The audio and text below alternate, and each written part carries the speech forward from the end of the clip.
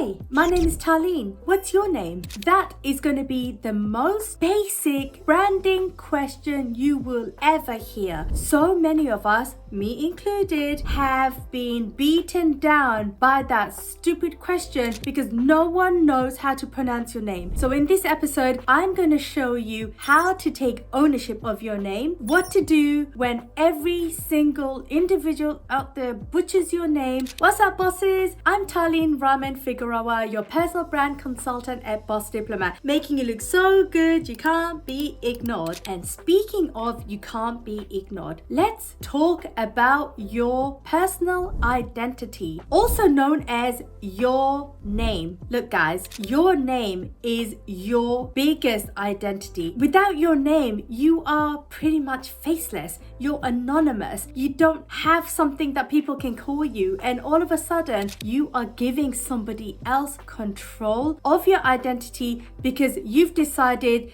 that it is not important enough for you to be called something over and over again with consistency. And when you have a name that people don't know how to pronounce, it doesn't even have to be something weird or wild. My name is Talyn, Talyn.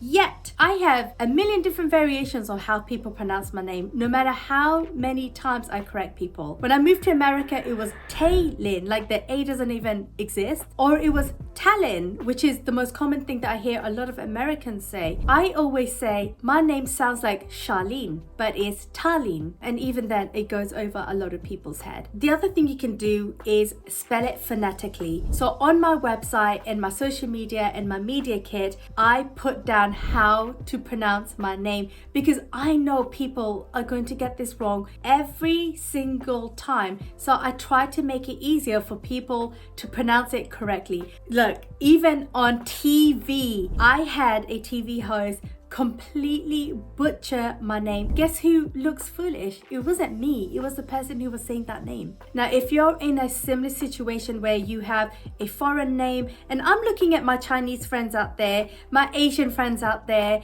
individuals who do have names that a lot of Americans cannot pronounce, try to avoid changing your name just because your name is something that your audience cannot pronounce. Don't give that power away to them. And speaking of giving control away, how many of you have been in a position where your uncle or your boss really screwed up your name? Like they completely forgot your name, and then they decided to lovingly say that they're going to give you the name, and your name is now going to be called Bob. Hello, I'm looking for Bob. I got a little drunk and naked.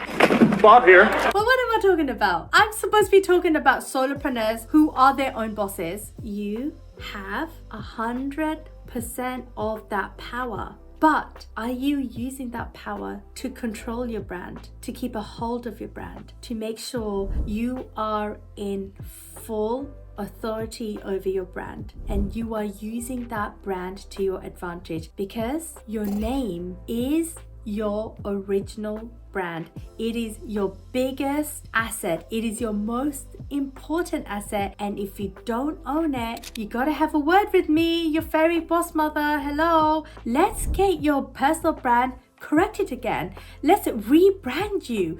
Let's put you in power of your personal brand so no one ever makes that mistake of calling you Bob ever again.